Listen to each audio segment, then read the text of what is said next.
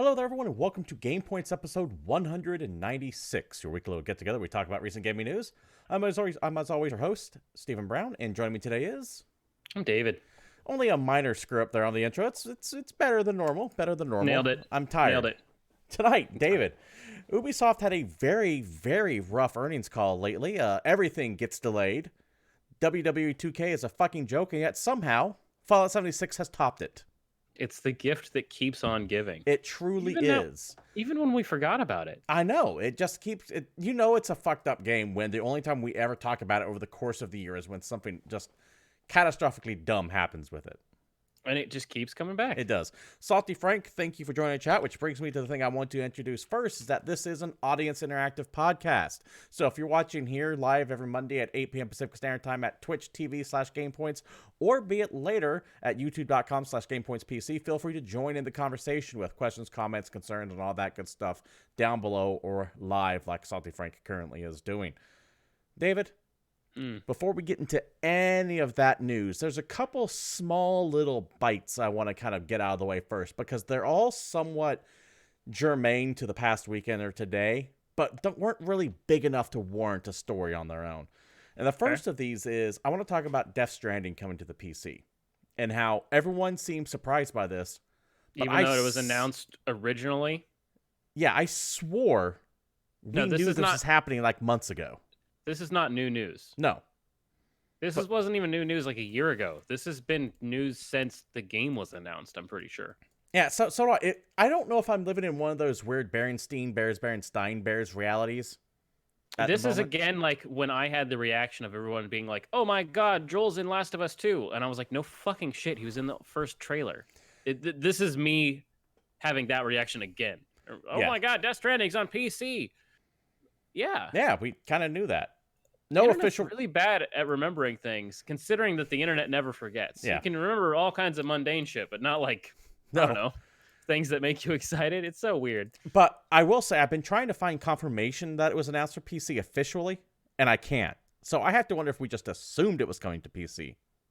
I don't think we did. I think there was a Kojima tweet, or there was an actual Sony tweet, or a blog post, or something. I mean, maybe we're collectively making it up. It could be. Maybe this is a Berenstain Bears scenario. Who knows? If someone does happen to find an old tweet from back when they said Death Stranding was coming to PC, please let us know. However, it was officially confirmed for sure today that it's going to be coming early summer of 2020. Yep. So, and it's going to be published by 505, not Sony itself. That's also kind of odd that 505 is doing it, because you figured that Kojima Productions probably would have been a second-party studio, but they're not. Second party meaning they're not owned by any first party publisher, but they almost publish exclusively for them. It's not really quite what's going on here. Salty Frank says, I thought it was an assumption that from all PS titles that went to the Epic... I'm sorry, let me start that over again. Salty Frank says, I thought it was an assumption from all the PS titles that went to the Epic Game Store.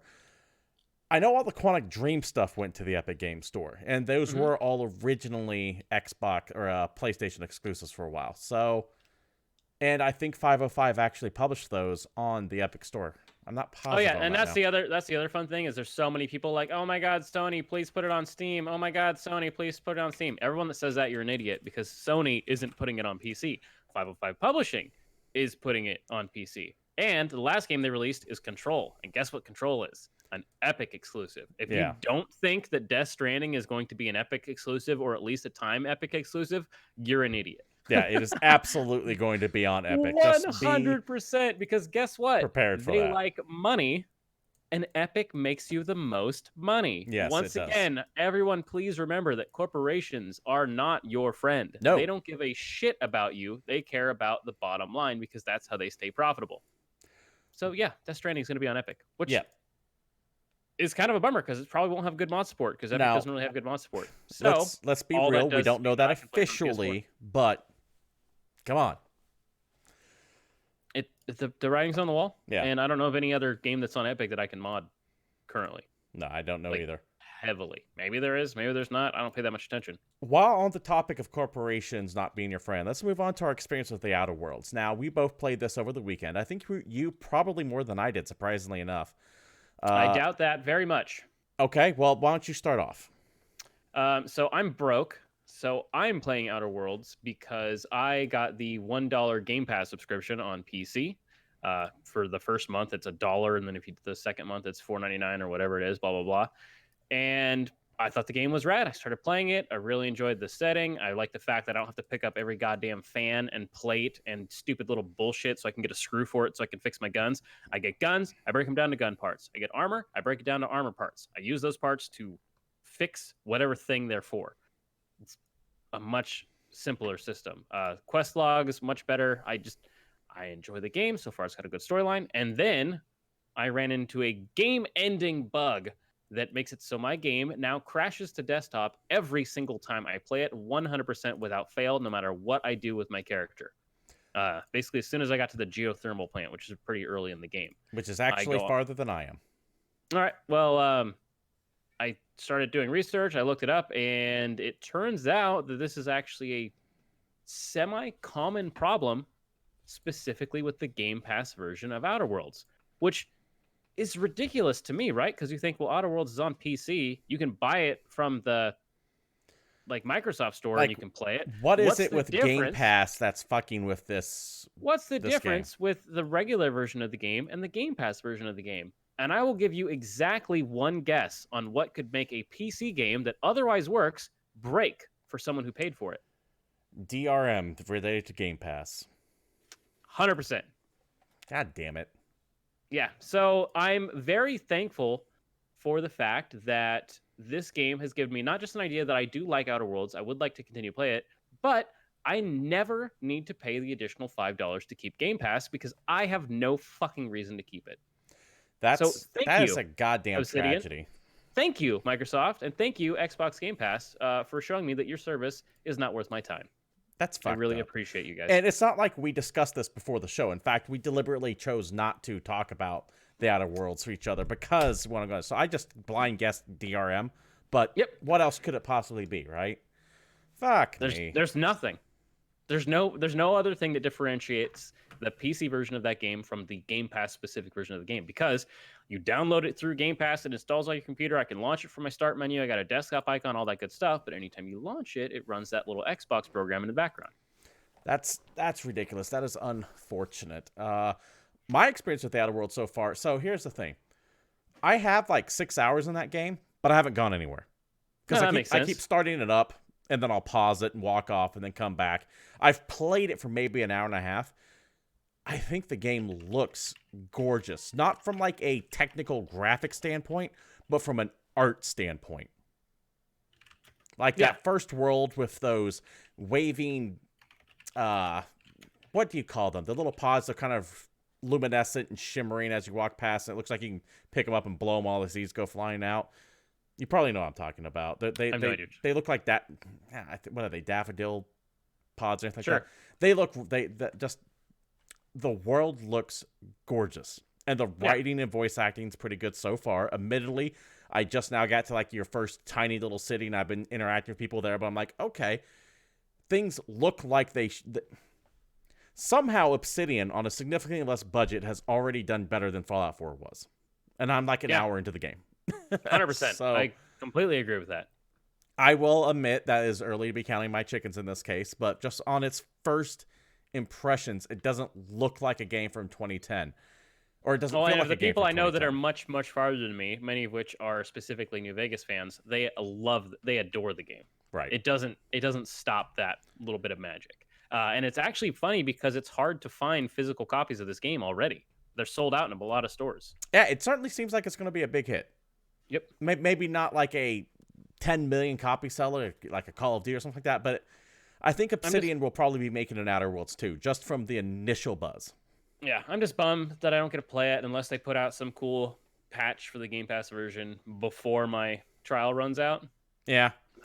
We'll see how that shakes out. I hope you get to cast some more time with it. We'll definitely see how it shakes out. Now, there's one more mini story that didn't really fit into a big topic of the week that I want to mention. This started happening today, and it's tangential to our industry. It involves what's going on with like games media press. So normally I wouldn't cover it, but I find it so hilarious when a company doesn't know how the internet works. Okay. So, you know the Gawker Media Group thing of properties. That includes like Kotaku, Deadspin, etc. Okay. Yeah. They recently got bought out by a equity firm called Geo Media. Okay. Didn't they get bought out a long time ago too? And I don't know when Geo Media stepped in, but it had to have been within like the past 2 years. No, I mean they were bought by some other company like I think 4 years ago. I think Univision bought them when Hulk Hogan suplexed Gawker into oblivion. Right. Okay. And then Gawker sold to Geo Media. I'm not too sure. I'm fuzzy on the details on that. They recently had a change to all their ads. And for the longest time, David, I did not use ad block. I was fine with ads until one day I was listening on my phone and I was looking at a website and the ad came on and its volume was so loud it actually made my ears ring for about 20 minutes after. From that point on, I installed ad block on everything. I'm surprised your phone can actually get that loud. Well, I have it cranked very, very loud most of the time because I'm listening to music a lot of times. From that point on, I turned on ad block. Now, what this has to do with what's going on here is that this new equity firm has changed the way ads appear on all these sites, to which they play annoyingly loud, and people have been bitching about it. And the people who work at these sites, and I'm going to use Kotaku as the example because, well, they're the gaming-related website for all this, put out a statement today saying, hey, we hear you complain about the ads. We agree. We hate this on our site. And if you want it changed, please kindly inform, here's this address for Geo Media, that you don't like it, that you wish it to be changed, and then go back to the other thing. And all of their sister sites did this. So I think Jalopnik's one of them, Deadspin, that whole Gawker Media group. Mm-hmm. And it started getting passed around a little bit and was getting a little bit of traction. So Geo Media Group, outside of anyone's working at these places' permission or didn't even do it, they had their own engineers take down all these web pages. Take them down? Take them down. If you go to the links that like Jason Schreier specifically in this example was posting, it says page not found. Oh, like the actual like report to the company pages were actually removed? Yep. Hilarious. And you know what the internet really loves? When you try to censor something.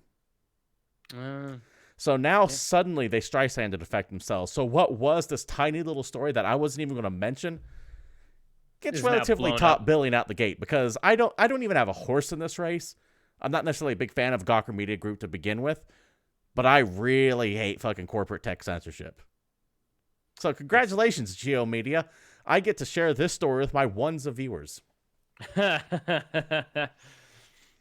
yeah, I just wanted to address that as well. It's kind of breaking right now. All this shit's starting to like unravel because this literally first started happening around 4 or 5 hours ago. I heard about the ad issue because I saw because I follow Jason Schreier on Twitter. Yeah, that guy reports some legit shit, and I saw his little post about, hey, we don't like the ads either. Please respond to this. And I was like, oh, interesting. I'm not going to click on that because I don't really care. But apparently, Geo Media had their own engineers go into these individual sites and take down the pages and did not inform anyone of the staff of these places. Terrific. That's great. So now they have pissed off like the Gawker Media Group union. And just it's now turned into an actual story rather than just kind of going, we should probably not do anything because the internet is quick to react to shit like that. Rightfully so. Mm-hmm. Let's see. Something Frank Jack says, websites when you have ad blocker. Hey, can you please turn ad blocker off? Pretty please. Pause this blocker. Loud exploding sounds. Buy this fucking mobile game now. Yeah, that's what it's like. I mean, that's why I... And then you click on ad block and you say turn back on. Yeah, I legit kept ad block off on purpose for the longest time because I never found them too annoying. I'm pretty sure I've had ad block on every single browser I've ever used since 2009. Yeah, and I got no problem with that either. It was just a personal thing that I did until that instant. I was like, I'm done. I can't fucking handle the loud noises. Any website that asks me to pause it, I just immediately leave. And I don't use them for any amount of information. That is sadly, while on this rant, that's sadly why we don't use Forbes on the show anymore. Yeah. Forbes very recently, like a couple weeks ago, put in that whole, hey, turn off ad block to see this. And I just went, sorry, guys. I love Paul Tassi. I love Eric Kane. But and there's plenty of websites that's like, you get 1 of 3 free articles this month. And I'm like, you get 1 of 3 unsubscribes this month. Yeah. It's a damn shame that they put in that paywall because I like both Paul Tassi and Eric Kane. I like them a lot when it comes to like game stuff, but I'm not sorry. At this point, it's a matter of principle. Can't do it. All right, David. What you gonna do?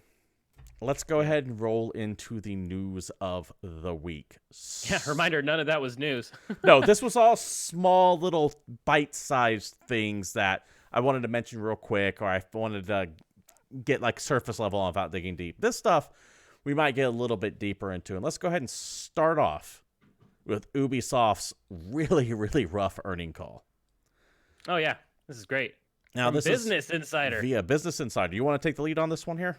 Sure. I've been talking So for the past 15 minutes. In this very fun thing from Business Insider, where we get all of our great video game related reporting. Headline: Ubisoft plummets after slashing its earnings forecast and delaying the release of 3 games. Ubisoft shares plunged 16% on Friday after it released a profit warning, delayed a trio of video games, and announced an overhaul of its development process. So Ubisoft, obviously, they've got almost yearly iterations of Assassin's Creed. They make Watch Dogs. They make Far Cry. They make all kinds of shit. And they actually cut its projected net bookings for the year to March 2020 by more than a third to $1.6 billion and slashed its operating profit forecast from 480 million euros to between 20 to 50. Now, the reason for this, also David, substantial. The reason for this ties into what we were talking about, I believe, last show. Mm-hmm. The blame for this can almost be solely laid at the feet of Ghost Recon Breakpoint. Hell yeah, a game that was sent out to die, a game that they kind of knew was going to be bad, and they released it anyway. They actually blame low sales expectations for Breakpoint and, to a lesser extent, Division 2.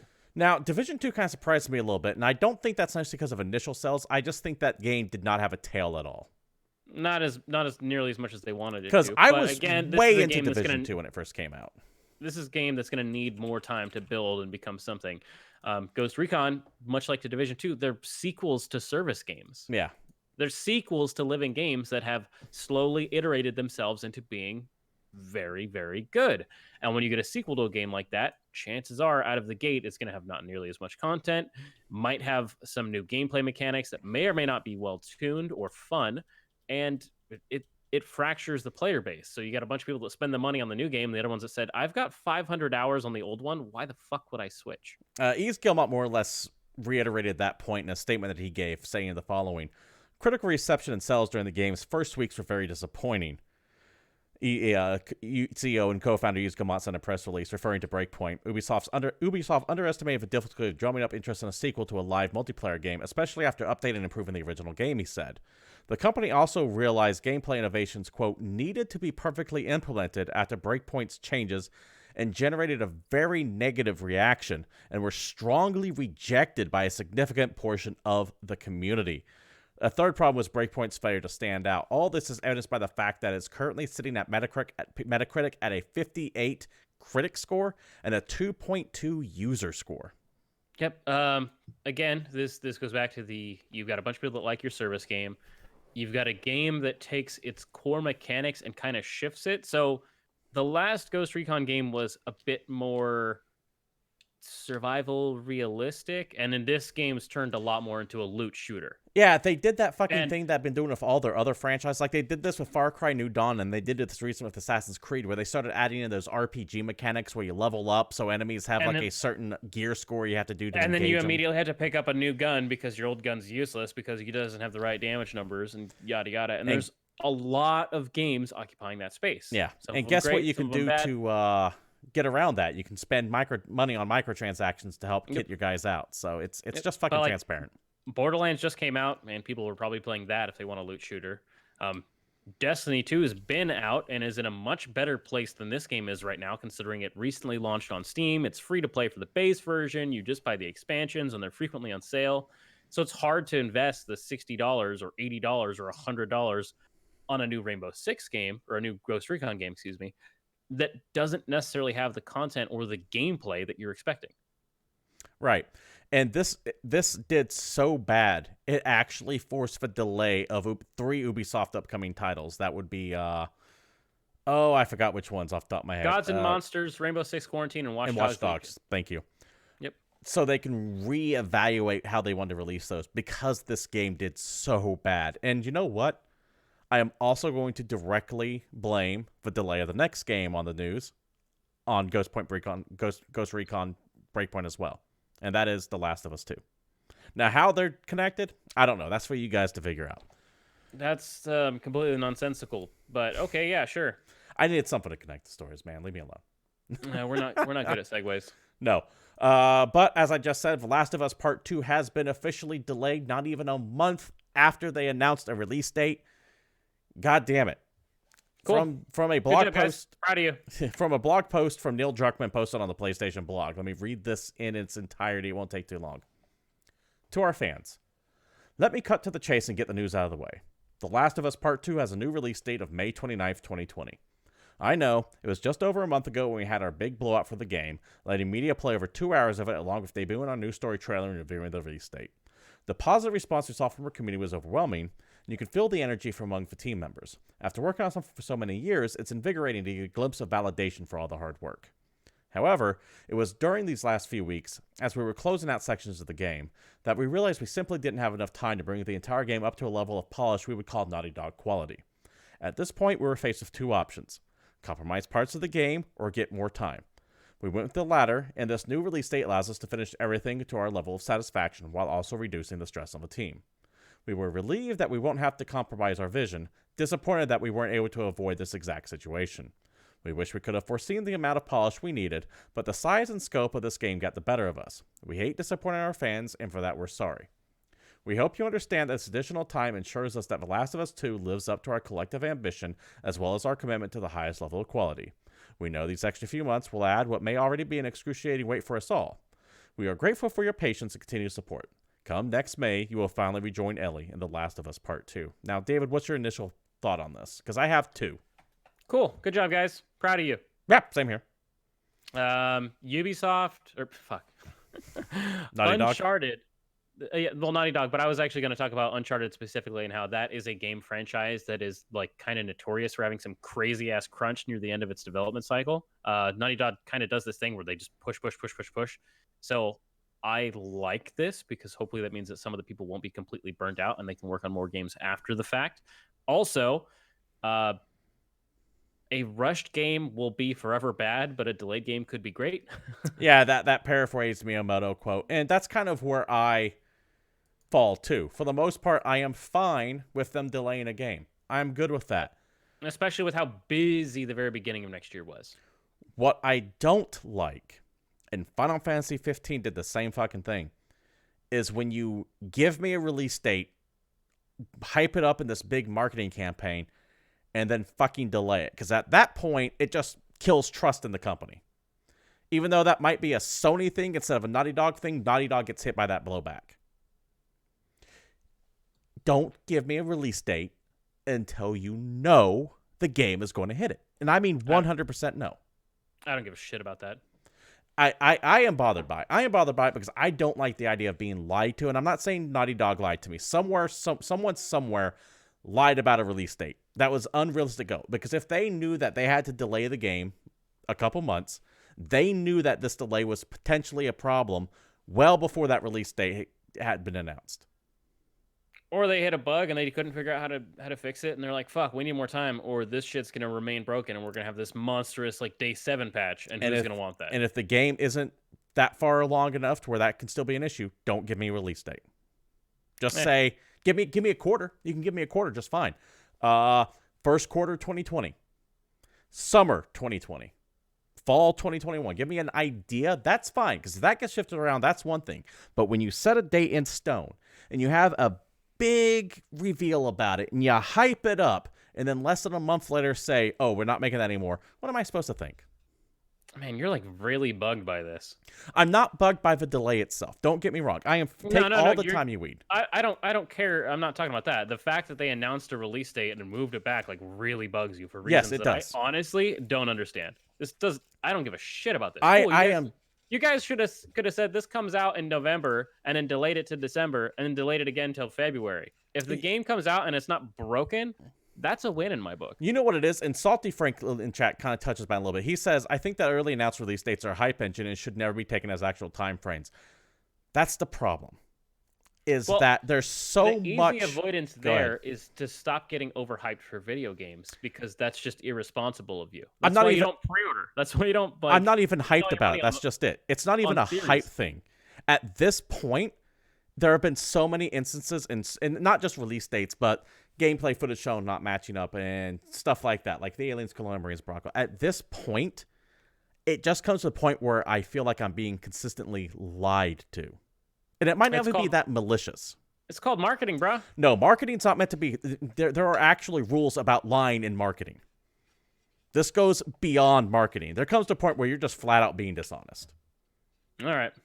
Whatever you got to tell yourself. I don't give a shit. There comes Enjoy a point time. where I'm just like, enough.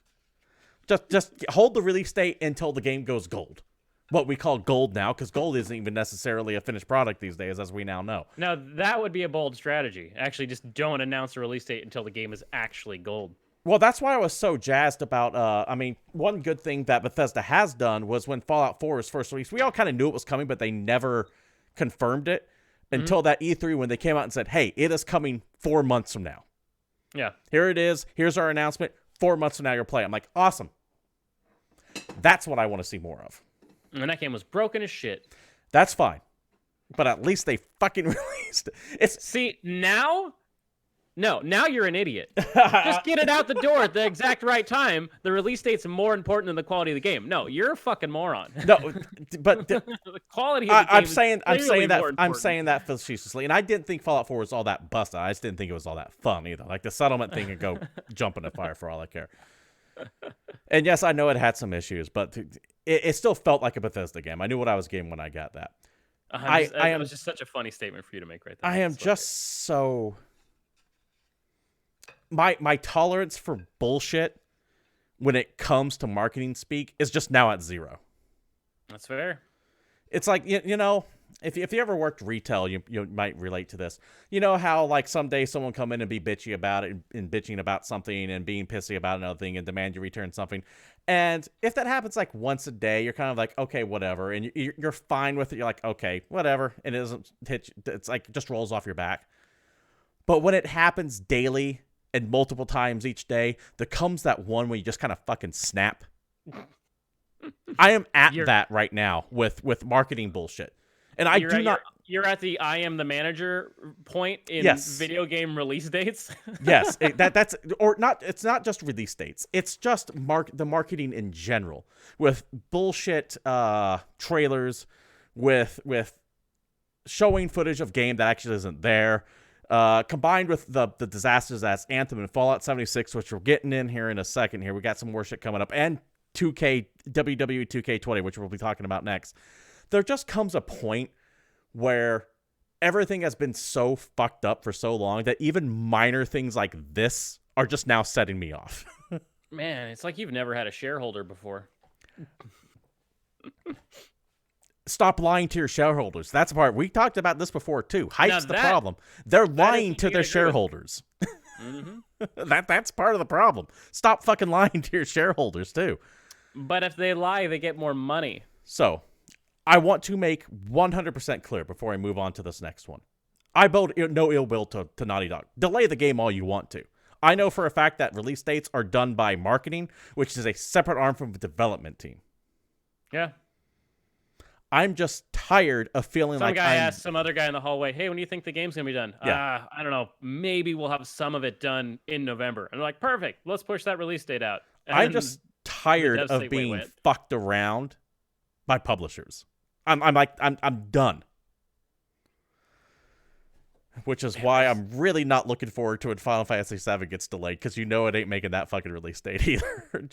give me a month. That game won't be out until like 2040 anyway. Just give me some ambiguous date. If you give me something ambiguous, that's fine. But when you carve it in stone, just keep saying we're working on it and show the same 6 minutes of gameplay. That's fine. That's why I can't be too upset at Star Citizen, even though that thing's a trash fire. Because they never really gave a release date. They just keep giving release windows and pushing it back. That's less infuriating. They don't even give release windows. So they give beta iteration windows. It'll come out sometime in the 20s. We're going to be at 0.0.3.1.2 in spring of 2021. All right, David. Let's move on to this next story. I think that's actually a bad example because Star Citizen's even more of a joke. But speaking of things that are a fucking joke, let's talk about WWE 2K20. In the strangest possible place we've ever pulled an article from, and I guarantee you there's better places to get this, but this is the best place to get it. If you follow that train of thought, from WrestlingInc.com. It's the first link that I saw when I was looking up this story. So it's just so funny. I was like, fuck it, go with it.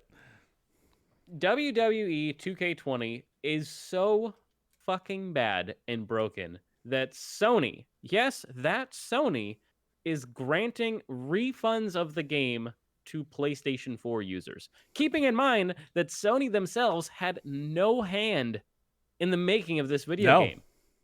It's just that goddamn broken. And Sony is notorious for not giving out digital refunds on the PSN. Yeah, these aren't the guys that just let you play a game for a couple hours and refund it. They're just like, nah, you already bought it, you get to keep it. No, this game is so bad. There's no word yet on Microsoft doing the same for Xbox One users, but the topic on like social media is how the game is just so bad that Sony's giving people their money back.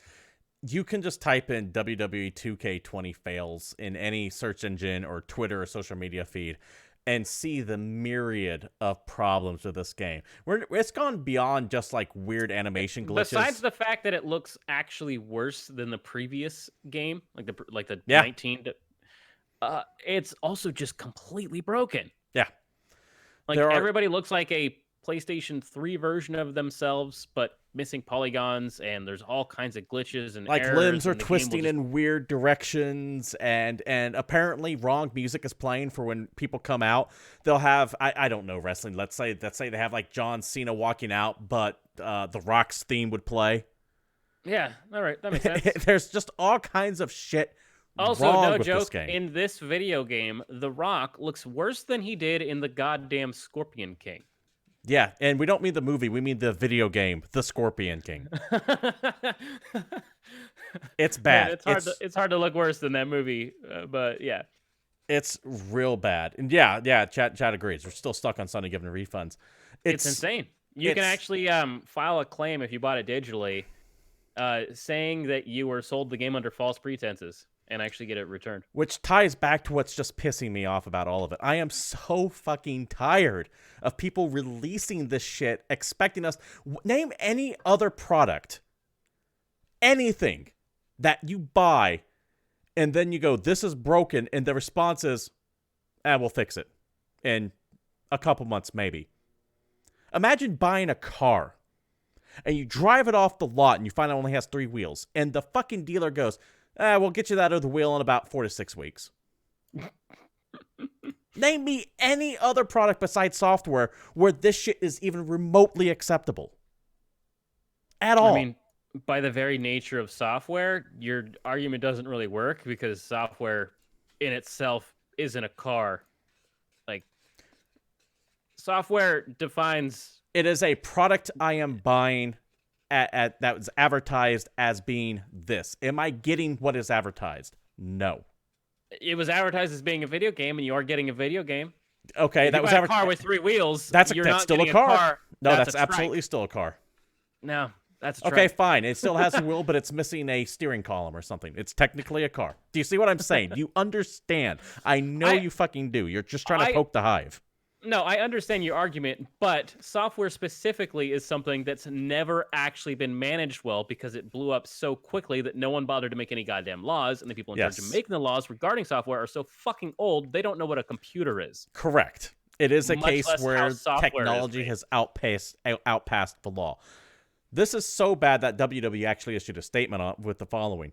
We're listening closely to feedback that's been shared regarding WWE 2K20 and are aware of the concerns some players are reporting.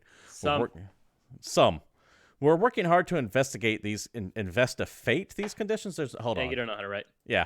Investigate these concerns and address them as necessary. We expect to have an initial patch ready in 2 weeks with others to follow. Stay tuned to WWE Games social media channels with more information. Or don't. And return it. Just fucking return it and stop buying WWE shit. In fact, reminder that the last good WWE game was made by THQ, and I don't mean THQ Nordic. You mean the original THQ? I mean just THQ. What was that, like 2006, 2008? It's been a while. I want to say it's like 2010 when they went bust, maybe 2012. Who knows? It's just this is what I'm talking. This is why the Last of Us 2 date is so infuriating to me, because it is just that it's how many grains make a heap, and at some point you just have to go, fuck it, I'm done. God, you're still stuck on that fucking release date thing. Get over it. It's all tied together. It's not that one thing specifically. It's all tied together. It's all part of a greater argument that the entire show is going to be focused on, that I am fucking done with publisher bullshit. I'm done. I've had it. I have snapped. Then you shouldn't buy any of these video games. No, at all. None of them. They're just... One thing I will mention that I if find... you buy Last of Us 2, I will come to your house and I will take it from you. And I'll smack you on the hand and say, punishment. You said that you didn't believe in these kind of practices, and you need to learn to vote with your fucking wallet. I also clarified... I clarified one thing this show, and I clarified another thing on multiple shows in the past.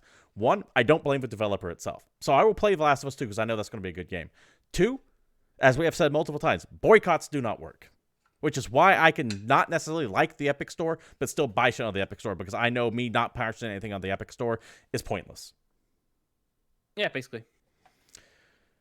Because one person being mad isn't really enough. No, it's not. Yeah. And you have to, it is possibly mad at something, but still buy that thing, because you kind of go, well, that's bullshit, but the other things I don't care about. There has to be a certain limit, and that limit is different for everyone. Flashback to boycott Call of Duty on Steam. Exactly. I did not like the idea that they were not going to include private servers. That was not enough to keep me from not buying the game. Everyone has their certain set points. Yep. Which brings us... Speaking of private servers. Thank you, David. Yeah. Fallout 76 rolls out with a subscription service called Fallout First, and the results are a kaleidoscopic in their failures. More like Fallout Last. Got him. It's shit.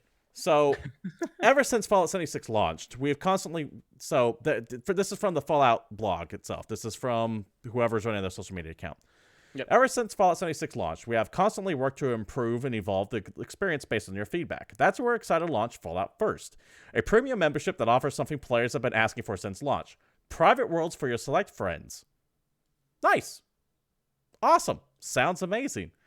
However, via TechRaptor, apparently Fallout 76's new premium subscription private servers are not actually private and are deleting players' scrap. So, for context... A premium subscription in Fallout 76, or called Fallout First from this point on, has a $12 per month subscription, which is more than $12 a month, which is more than Netflix or Hulu or anything else, and most MMOs. It's cheaper than the HD family version of Netflix, but it is more expensive than every other goddamn thing, including that Xbox Game Pass. So for $12 a month, you're supposed to be able to host private servers. And you get special scrap box that can be used to store an infinite amount of scrap. By the way, adding limits to how much scrap you control is an artificial constraint designed to get you to spend money in the game. Yep. There's no as much as fucking WoW. There is no mechanical or engineering reason that I can think of why you can't hold as much scrap as you want in a box. Period. It's literally just changing the code. Yeah, no, there's lots of games that do that. Like Path of Exile even has limited storage space for your like shared stash between characters, so you can buy extra storage pages because they got to make money somehow. But that's also a free-to-play game and not a $60 game that's also asking you to spend $12 a month for a subscription. Exactly, and that's why this is. If Fallout 76 was 100% free-to-play, I probably would have no problem with this. But man, if Fallout 76 was just free to play and had just gone into early access when it came out, I don't think we never would have made fun of it. In fact, these bugs and breaks and people getting like banned for random bullshit. It's like, yeah, it's a free to play game and people are exploiting it and blah blah blah. In fact, I believe Todd Howard was on record saying very recently he just wished they launched the game free to play, or not free to play, early access. Yep. Back to the article. According to a bug report roundup thread on the Fallout 76 subreddit, players are reporting that some of the new private worlds they started already contain dead NPCs, broken down barriers, looted junk, etc., implying that these are not actually new worlds, but recycled ones that have been abandoned by others, meaning your private servers aren't fucking private. Well, it's not. They might be private now. They just weren't private before, and you just happen to inherit a formerly public server. Turns out that they're not private money for. Yeah. Turns out they're not private servers, as anyone from the Fallout First subscribers friends list can join. So it's private for people who are subscribers, but not private for you. Yeah. There's currently no way to prevent other people from joining the server short of removing them from your friends list, and there presents a problem when each server can only hold up to 8 people anyway. It's amazing that you're like, you can have a private server, but you can't make it invite only. It's literally anybody that sees you online, that's your friend, can just right-click join game, and they are on your server, and there's fuck all you can do about it. If you pay to have your own private server, why don't they give you some rudimentary mod support? Yeah. I don't know. In a statement to GameStop... Because that would give the players power, and they're really not about that. In a statement to GameStop, Bethesda stated this was intentional, stating, when Fallout First members start a private world, a dedicated world is launched on an AWS server. Players who have seen looted containers upon login might be experiencing the expected behavior upon log out and log in. Loot is instanced for each player in containers. As Fallout 76 players know, if you loot a container on one server, then log out and log back in on another server, the container remains in a loot state for a period of time. So they're saying you must have loaded it on another server, is what they're saying.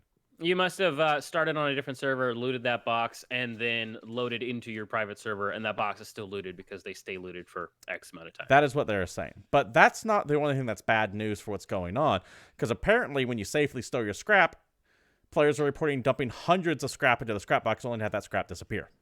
Yep. Catalyst may be switching from a private server to a public server after depositing the scrap, but that's not entirely certain yet. In the same... Also, as of now, there's like no way to get it back. Nope. Well...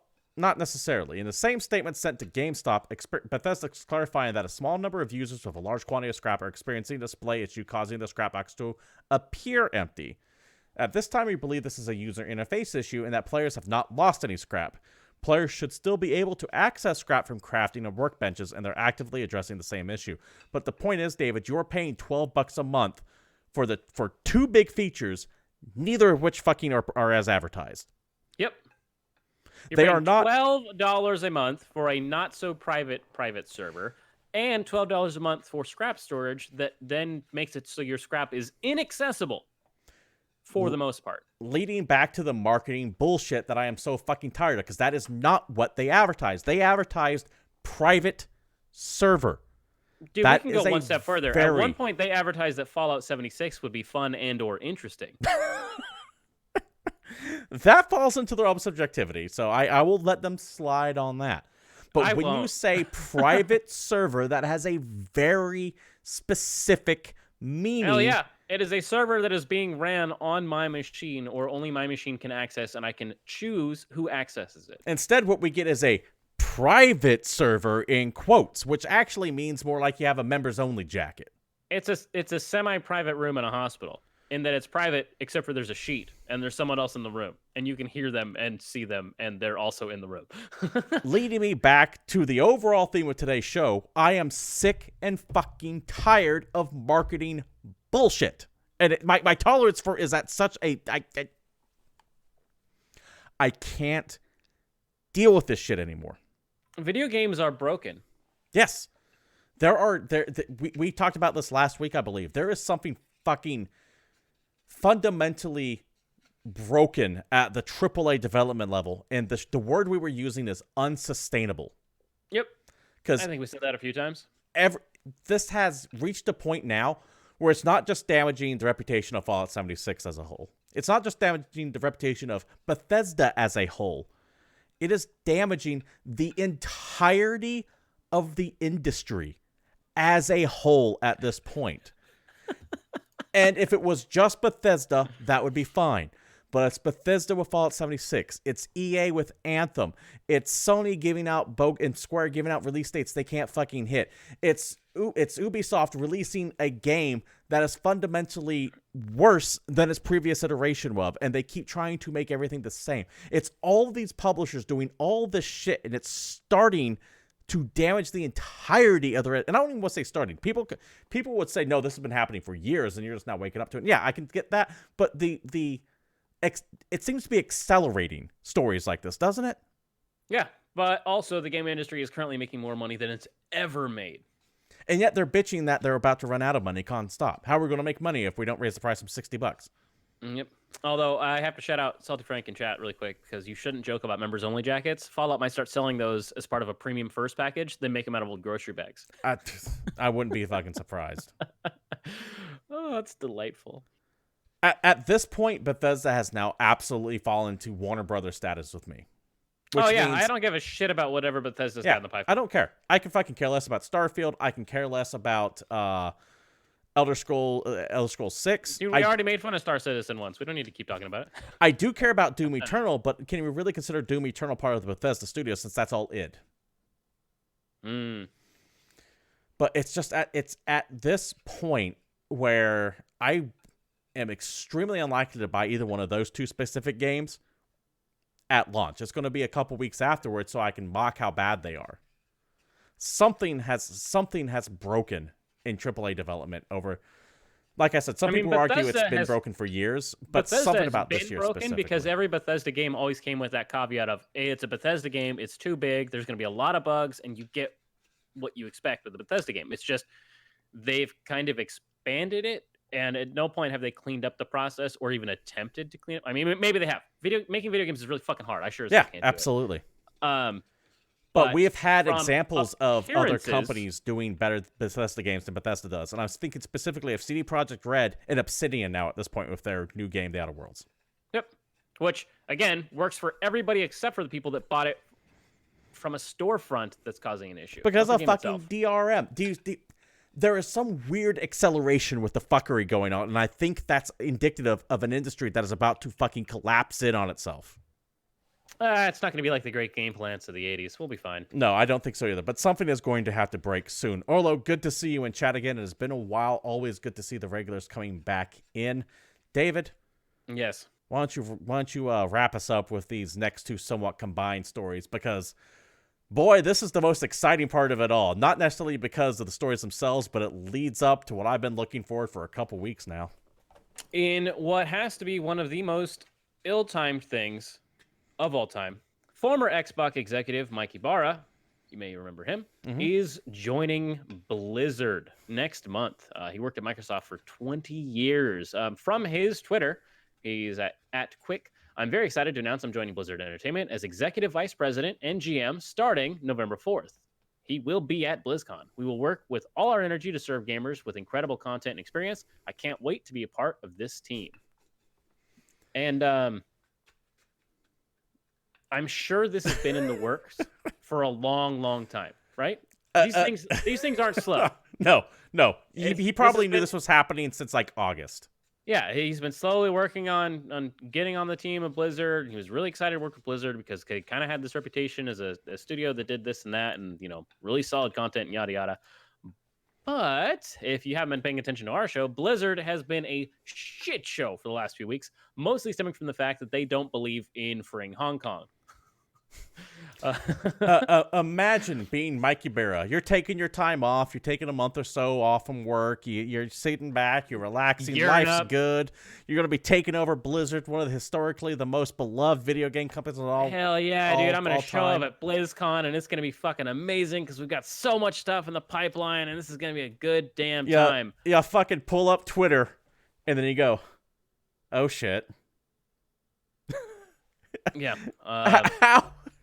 He is walking into a fucking hornet's nest. Yep, he is walking into a dumpster fire. But still, Mike, we wish you all the best. Yeah, Godspeed, you glorious motherfucker. Here's the shitty part, right?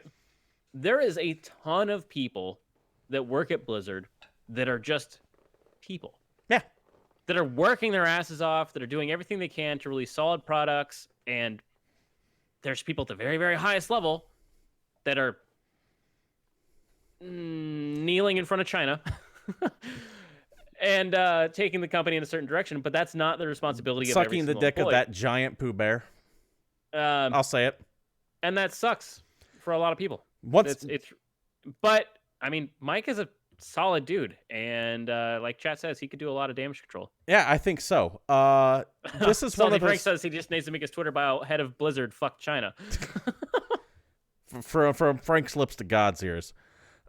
This is one of those things where, once again, and I've been saying this over again, I don't blame the development team at Blizzard. In fact, a lot of them took outside to protest the actions of Blizzard itself, where they were covering up like the Every Voice Matters sign on there. They're holding a bunch of umbrellas. Like, hey, which the is a sign actions of Blizzard do resistance not represent the thoughts and opinions of the employees of Blizzard.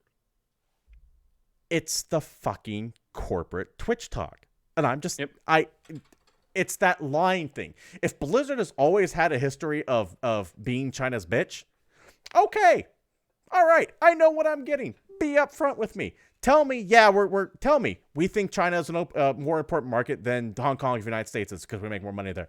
Awesome. I'm fine with that. I can live with that. Just fucking tell me the truth for the love of God and stop fucking lying to me when you say shit like every voice matters, except for those critical of China. Man, it's really funny that you think corporations are ever going to tell you the truth about anything. I don't even expect them to tell me the truth about all of it. All I want is for them not to blatantly fucking lie to me. I mean, legitimately about anything. It's like you haven't been paying attention, bruv. Believe it or not, I'm going to bring us back up to the top of this show where I said corporations don't give a fuck about you. No, but there are things in place that are designed to keep for just blatant falsehoods from happening. I want those to be fucking enforced, and they're not. And people are getting... I've had it. Yep. I can handle a little bit of the bullshit. I can handle like the board game of Guess Who when I was growing up and you see the faces talking. I knew those faces didn't fucking talk. What I can't handle is when they go, these faces talk, and they don't talk. I know that's a really weird example, but that's just something that always stuck in my craw from childhood. Okay, yeah, now you're even getting mad about childhood. Anyway, that's how pissed I am. That's how far I've gone. Continuing on the Blizzard train, in motherfucking Pound Puppy didn't actually cry. God damn, dude. And another story that we get from all the time, let's talk about ESPN and how Overwatch 2 details have leaked.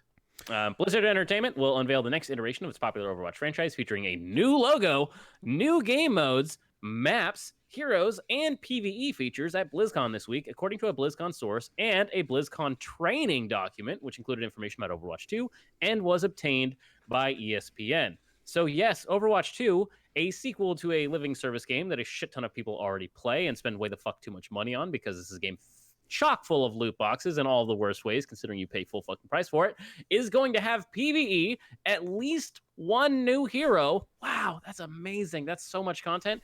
And new maps. Surprising absolutely fucking nobody. What will be...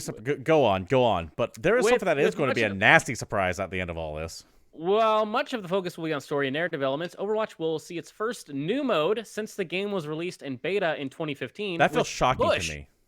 Push, set to be unveiled alongside Assault, Control, Escort, Hybrid. Push will be set on a new map based in Toronto, according to the document. Oh, man, that's so exciting.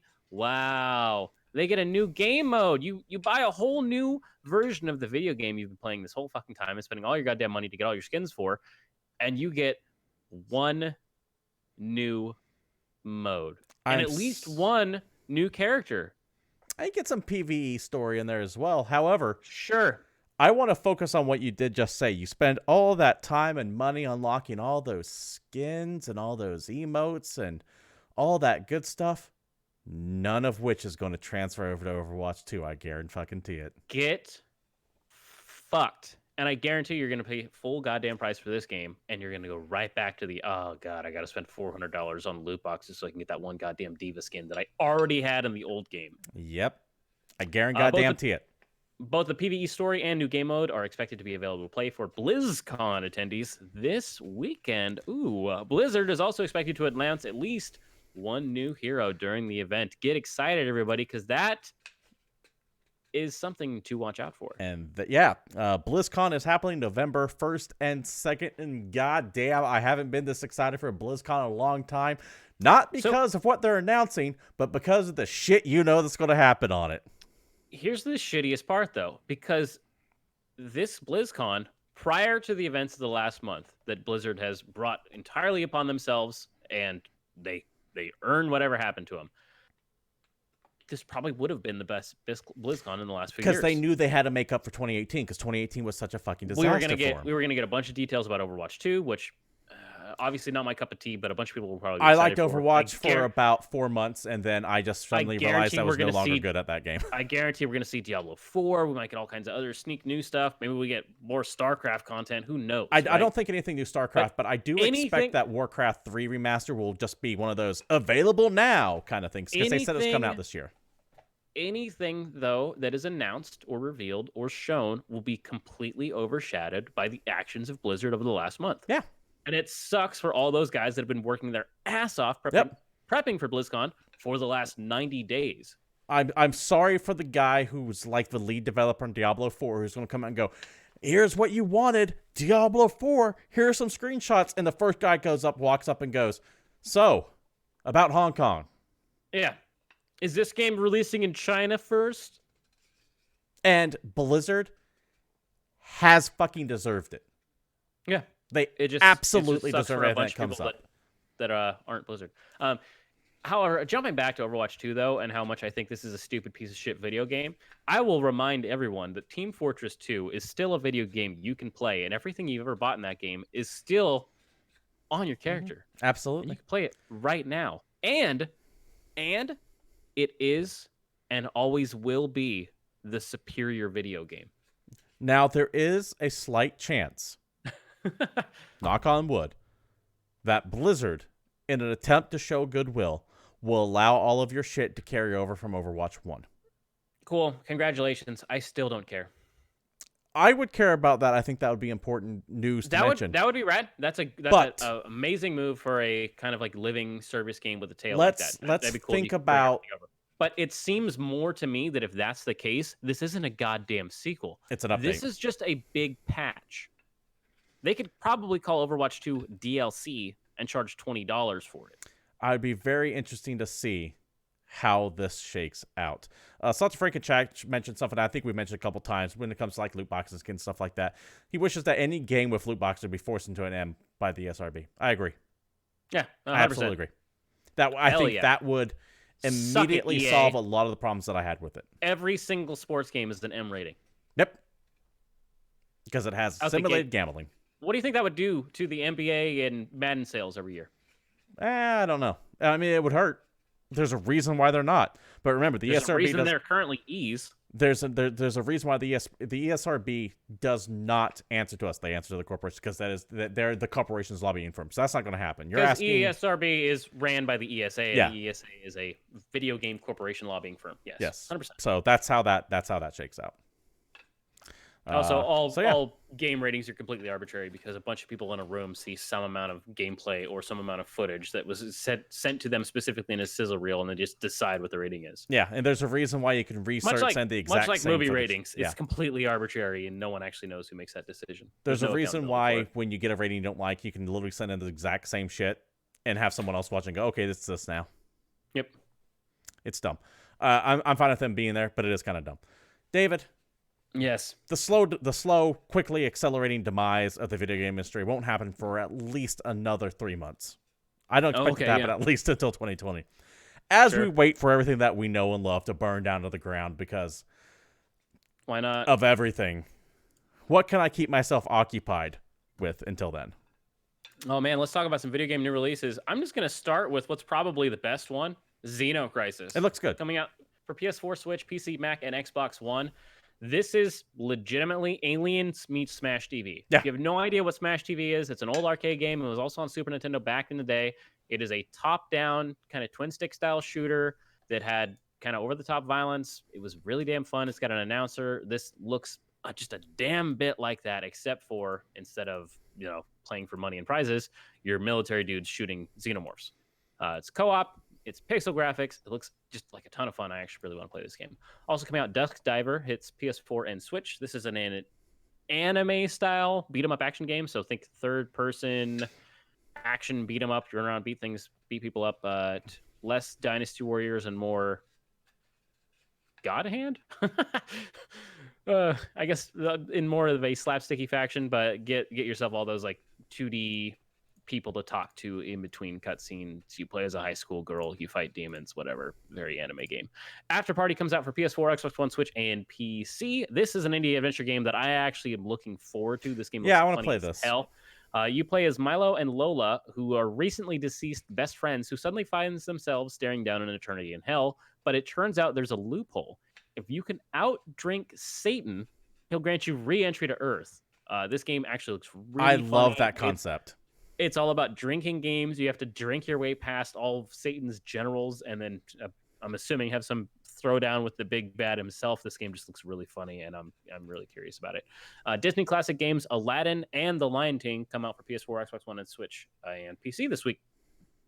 These are the old ass Super Nintendo / Genesis Disney games.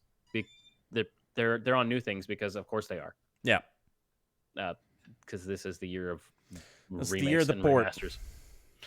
Super Monkey Ball Banana Blitz HD. Wow, why did they put an HD on any of that? Because again, this is another fucking remake / remaster for PS4, Xbox One, and Switch. Super Monkey Ball is a game where you play as a ball and a monkey, or a monkey and a ball. I am unclear on the details, but those games are pretty fun.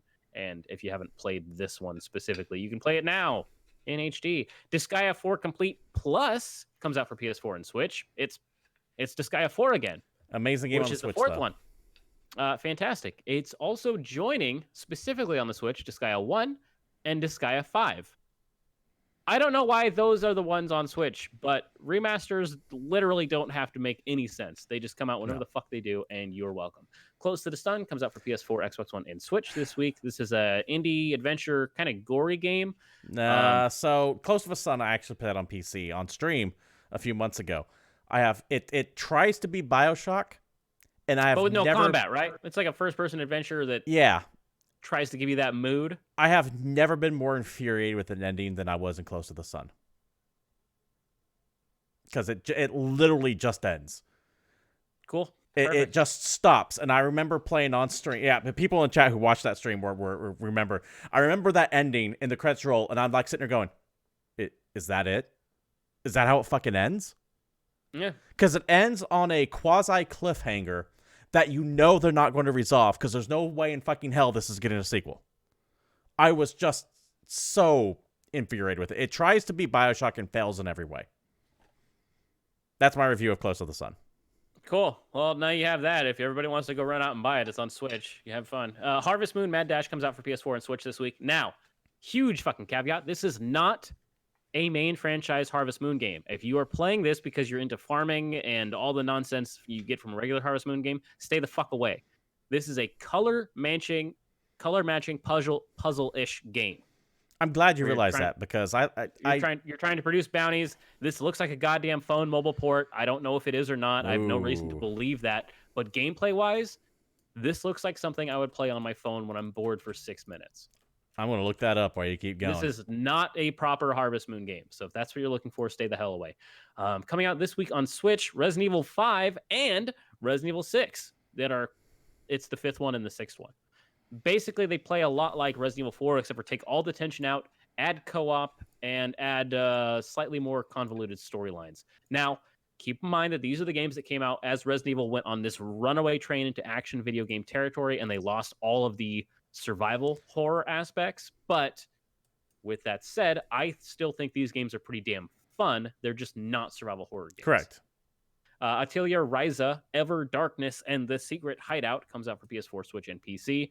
This is the next in a long-running There's a shit ton of Atelier series. games.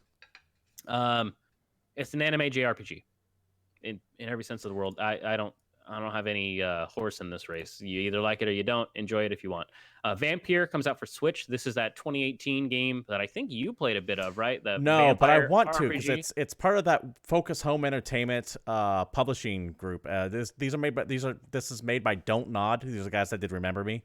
Mm-hmm. I think it was done by them. It's London. It's 1918. You're a newly turned vampire named Dr. Jonathan Reed. So you're a doctor who's trying to find a cure to save the city, but as a vampire, you're also trying to eat people because you're a goddamn vampire. So it's a really kind of funny paradox there. And yeah, I think this game performed fairly well when it came out. It's developed by Don't Nod. It was published by Focus Home, and Focus Home Interactive has been on this tear of really amazing B-tier games. They're filling that THQ niche, because Vampire apparently was, I didn't play it, but apparently was amazing with issues. Greedfall is amazing with issues. A Plague's Tale is arguably one of my favorite games this year. They have been on a really good kick. Yep. Also, this week, Luigi's Mansion 3 comes out for Switch. This is the it's Ghost Suckers, not Ghostbusters. Luigi's got himself a vacuum, and that vacuum sucks up ghosts.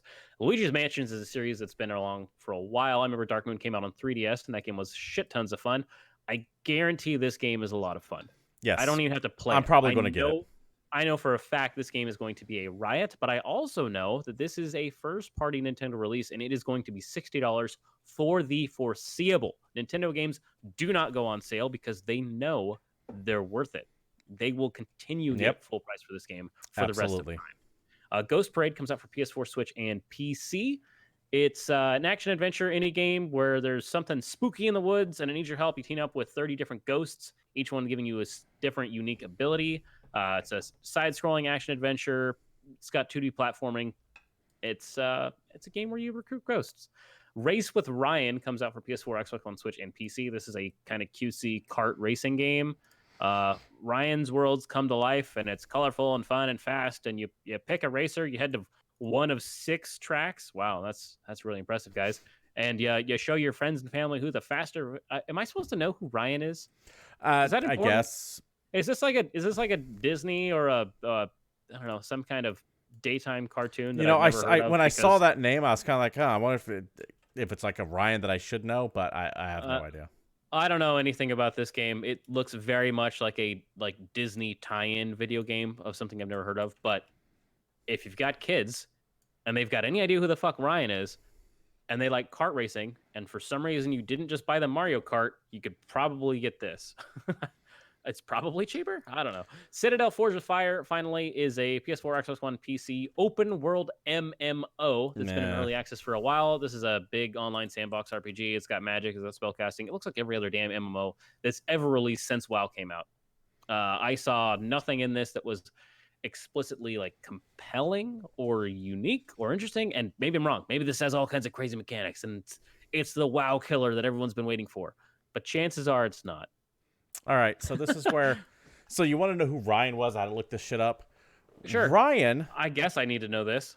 ...is from Ryan's World, a family-friendly YouTube channel. At the age of 8, he is the 8th highest paid YouTuber. 8 years old, he made $11 million. I've made so many fucking mistakes in my life. Yeah, he is... Okay, here we go. According to I'm pretty Forbes, sure I was born at the wrong time, man. According to Forbes, Ryan earned $11 million between 2016 and 2017, was the 8th highest paid YouTuber. In 2018, he was listed as the highest paid YouTuber, earning $22 million from his videos and product line at Walmart. That means he made more money than PewDiePie. If they're saying he is listed as the highest paid YouTuber. As of July 11, 2019, he has released his own fucking toothpaste. I wonder how much he'll get when he turns 18 and how much his parents have spent on like Bugattis and shit. That's kind of what I'm really curious about because we've seen this happen. This is like the Macaulay Culkin story, right? This kid should never have to work a day in his life. And God, I'm just thinking of how horrible this kid's going to be when he's like 25. All right, let's bring him down a little bit. On August 28th, 2019, a complaint was filed by the Truth in Advertising and the Federal Trade Commission due to its sponsored videos not being properly discussed. Truth in Advertising claimed that nearly 90% of Ryan toy review videos have included at least one paid product recommendation aimed at preschoolers, a group too young to distinguish between commercial and a review. Ha! So fuck that kid. He's already in trouble with the government at the age of 8.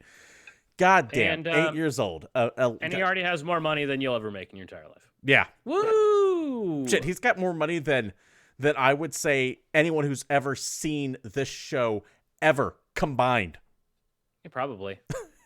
We don't really appeal to Salty Frank apparently knows. CSA is a toy review kid, and he got hit hard by the new ad policies. So that makes sense. Anyway, that's who really Ryan depressed. is. I'm really depressed that fucker has a video game. Go him. Fuck that. Go him.